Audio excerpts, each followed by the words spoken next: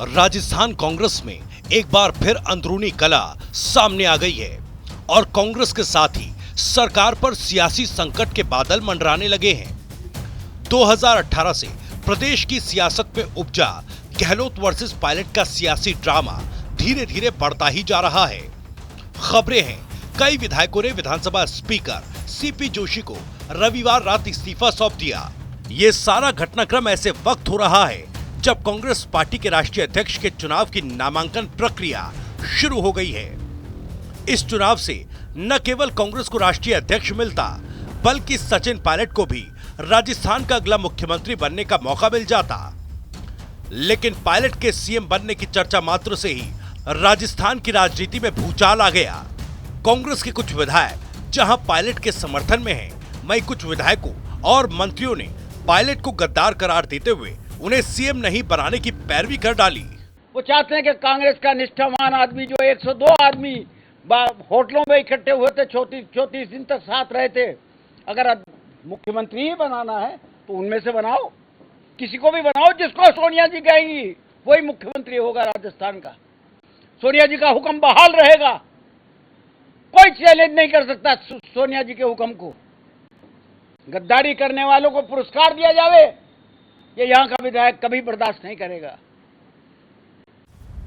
वैसे पहला मौका नहीं जब पायलट के लिए ऐसे शब्दों का इस्तेमाल हो रहा है। साल 2020 में जब पायलट ने अपने कार्यकर्ताओं और सहयोगियों की नियुक्तियों की मांग के लिए बगावत की, तो इसी कांग्रेस सरकार के सीएम अशोक गहलोत ने उन्हें नाकारा निकम्मा तक करार दे दिया। सीएम गहलोत के साथ ही उनके मंत्रियों, जिनमें प्रताप सिंह खाचरियावास, अशोक चांदना ने तो पायलट की उस प्रतिज्ञा पर भी सवालिया निशान लगा दिए जो पायलट ने 2014 में प्रदेश अध्यक्ष बनते वक्त खाई थी।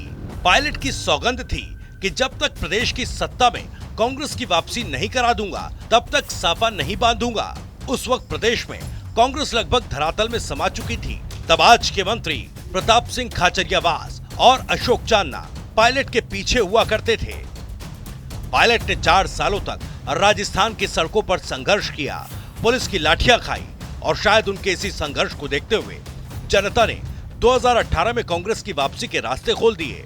राजस्थान की सत्ता को लेकर कहा जाता है कि हाँ, सरकार हर 5 साल में बदल जाती है।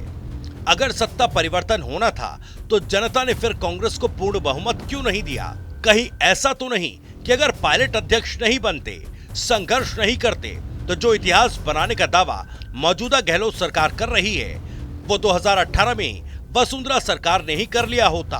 क्योंकि 2013 में जिस आंधी के साथ वसुंधरा राजे सत्ता में आई थी, उसने तो 200 विधानसभा वाली सीटों में से कांग्रेस को 21 पर ही समेट दिया था। अगर कांग्रेस की एक सीट कम रह जाती तो उन्हें नेता प्रतिपक्ष का पद भी नहीं मिलता।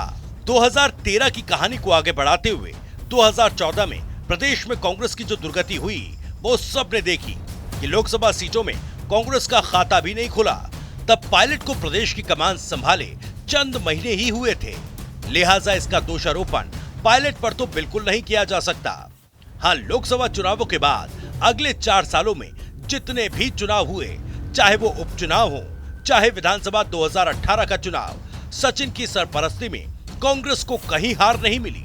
साल 2018 में जब कांग्रेस बहुमत न सही लेकिन सत्ता पर काबिज होने के लिए सीटें ले आई थी, तो सड़क पर पायलट को सीएम बनाने के समर्थन में कैसे जनता ने खून से खत तक लिख डाले थे, वो बात अलग है। लेकिन फिर भी उन्हें वो पद नहीं मिला। तब कांग्रेस के अध्यक्ष राहुल गांधी थे और राहुल गांधी ने एक ट्वीट से पूरे सियासी संग्राम को विराम दे दिया था। मगर इस बार जब फिर प्रदेश को नए सीएम की दरकार थी और उसको लेकर दिल्ली आलाकमान ने पर्यवेक्षक भेजे थे, जिन्हें रविवार रात मुख्यमंत्री निवास पर कांग्रेस विधायक दल की बैठक होनी थी, लेकिन अशोक गहलोत के विधायक इस बैठक में नहीं पहुंचे। उल्टा संसदीय कार्य मंत्री शांति धारीवाल के बंगले पर सभी विधायक पहुंच गए। उसके बाद सभी विधानसभा अध्यक्ष डॉक्टर सीपी जोशी से मिलने पहुंचे और एक एक कर त्याग पत्र सौंप दिए। हालांकि गहलोत गुट के कितने विधायकों ने इस्तीफा विधानसभा अध्यक्ष डॉक्टर सीपी जोशी को सौंपा, इसकी पुष्टि नहीं हो सकी। सियासी गलियारों में 92 विधायकों के इस्तीफे देने की चर्चा है। फिलहाल कांग्रेस का संघर्ष जारी है और जारी है पायलट का वो संघर्ष। अब देखना है कि आलाकमान पायलट को सीएम की सत्ता सौंपकर 2023 की चुनावी तैयारी करवाता है, जिससे कि पायलट को जनता के सामने साल भर ही सही कुछ कहने को मिल जाए, या फिर 2023 चुनाव के बाद सीएम बनाने का भरोसा।